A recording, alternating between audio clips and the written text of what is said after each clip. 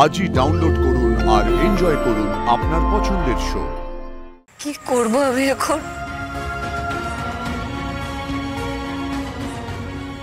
বাড়ি ফিরে যাব? তোমার কি মনে হয় আমি এতটাই তুমি একজনকে বিয়ে করবে, আরেকজনের সাথে রাত কাটিয়ে আসবে, আর তারপর তুমি এটা এক্সপেক্ট করো যে আমি তোমাকে মেনে নেব? আমি আর তোমার মতন একটা মেয়ের সাথে থাকতে পারবো না বনলতা। তোমার একটা কল এক্সপেক্ট করছিলাম ঠিকই, এই কলটাই তোমার আর আমার মধ্যে হওয়া লাস্ট কল। এই সিনটা আমি পাল্টে ফেলছি। এই নাম্বারে ফোন করে তুমি আমাকে আর কোনোদিন পাবে না। সত্যি কথা বলতে বনলতা, তুমি আমার মন থেকে সরে গেছো। ধরে নাও একটা খারাপ ছেলের পাল্লায় পড়েছিলে, মিটে গেল।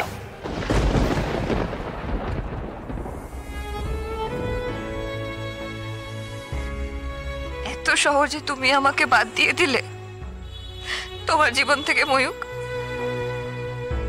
তোমার জন্য আজ আমি কোথায় চলে এলাম, সব ছাড়লাম, আর তুমি তার এই দাম দিলে? এই গ্রামের অশিক্ষিত মানুষগুলো এক রাত থাকাটাকে অপরাধ মনে করে বাড়ির বউকে অ্যাকসেপ্ট করছে না, তুমিও তো তাই করলে। কি তফাৎ তবে তোমার শিক্ষার আর এদের অশিক্ষার?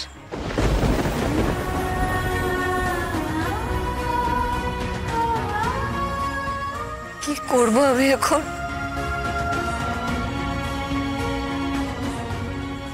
বাড়ি ফিরে যাব? বাড়ি ফিরে গেলে যে হেরে যাব, কত প্রশ্ন আসবে, আবার মিথ্যে কথা। এত মিথ্যে বলে হয়তো সম্মানটুকু রাখতে পারবো, কিন্তু নিজেকে নিজের সামনে দাঁড়াতে পারবো?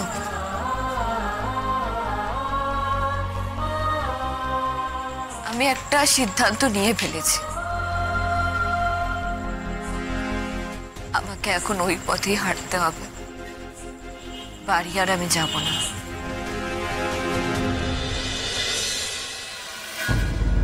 আপনার মেয়ে ওখানে ছিল? হ্যাঁ, আমার মেয়ে ছিল তো। ওই তো ডাকাতি হয়েছে একটা বাসে আর একটা গাড়িতে, তো সেই গাড়িতেই তো আমার মেয়ে আর জামাই ছিল। আরে মশাই, এখানেই আপনার দেশের বাড়ি বলছেন, তার মানে তো জানতেন ওই জঙ্গলে ডাকাতের উৎপাত আছে। তাহলে অত রাতে নিজের মেয়ে জামাইকে কেউ একা ছাড়ে? অদ্ভুত কথা বলছেন অফিসার। ডাকাত সামলাতে পারবেন না আপনারা, আর তার জন্য ভুগবো আমরা। বিয়ের পরে মেয়ে শ্বশুর বাড়ি রওনা হওয়ার একটা সময় থাকে, শুভ সময়, সেই সময় বেরোতেই হবে। এবারে বুঝলেন তো, এই শুভ অশুভ সময় বলার লোকগুলো আসলে বুঝরুক। আরে বাবা, সময় যদি এতই শুভ হতো তাহলে কি এমন একটা কাণ্ড হতো? প্লিজ অফিসার, আপনার এই কথাগুলো থামান তো। রিচুয়ালের জ্ঞান শুনতে আমরা এখানে আপনার কাছে আসিনি। আপনি বুঝতে পারছেন না আমাদের মেয়ে মিসিং? ও দিদি, আমার মেয়েটার কোনো খোঁজ পাওয়া যাচ্ছে না।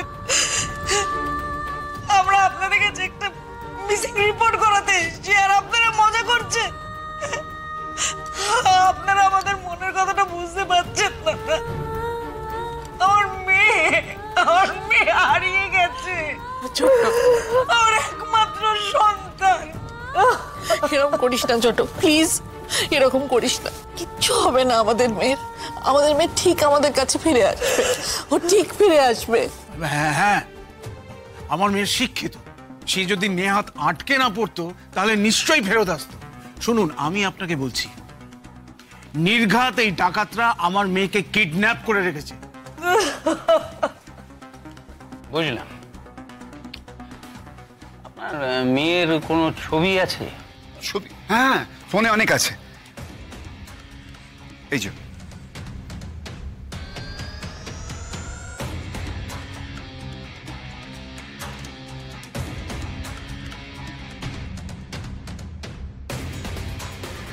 এই ছবিটা আমার এই নাম্বারে পাঠিয়ে দিন। ও আচ্ছা, হ্যাঁ হ্যাঁ। বসন্ত, একটা মিসিং রিপোর্ট লিখে নাও, ওই ডাকাতির সঙ্গে রিলেটেড কেস। আপনারা এদিকে আসুন। হ্যাঁ,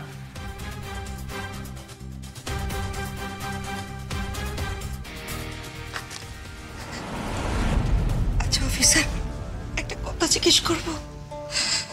শুনেছি নাকি ডাকাতির সময় মানে একটা মেয়ে মারা গেছে?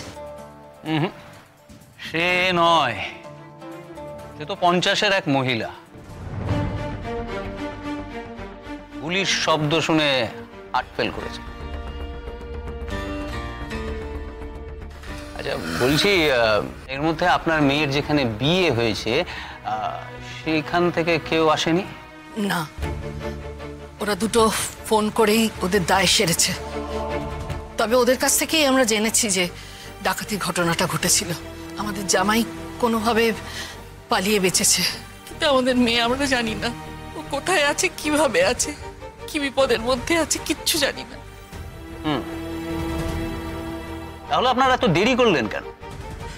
আমরা কি করে জানবো যে এরকম একটা ঘটনা ঘটবে? আমরা তো সমানেই ভাবছি যে এই পৌঁছেই ফোন করবে, এই ফোন করবে, এই ফোন করবে, সমানেই ভাবছি। কিন্তু পুলিশ কিন্তু স্পটে কোনো গাড়ি দেখেনি। এমনও হতে পারে যে আপনার মেয়ে ওখান থেকে অন্য কারোর সঙ্গে চলে গেছে।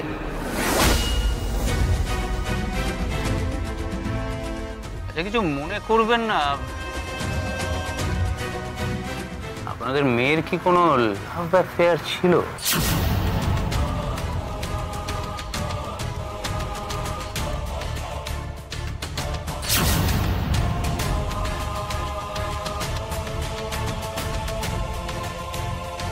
আপনার মেয়ের হাজবেন্ডের নামটা বলুন। হ্যাঁ, অনুভব অনুভব চ্যাটার্জি।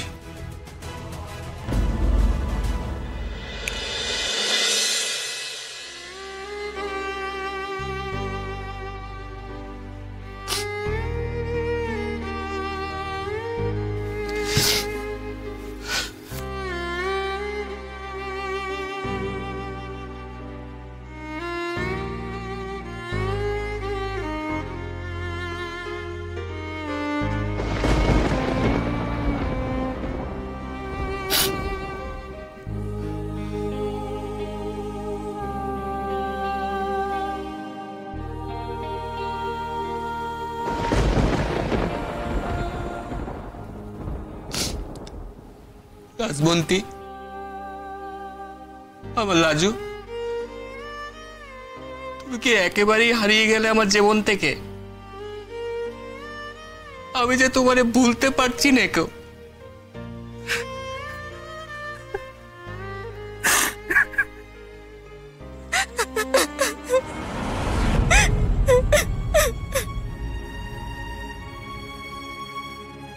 কিসের শব্দ?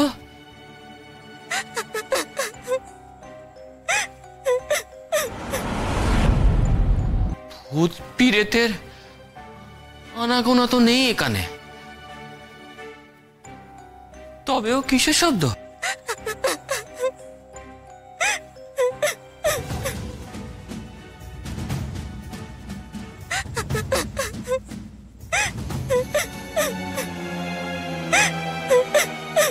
ও মা গো,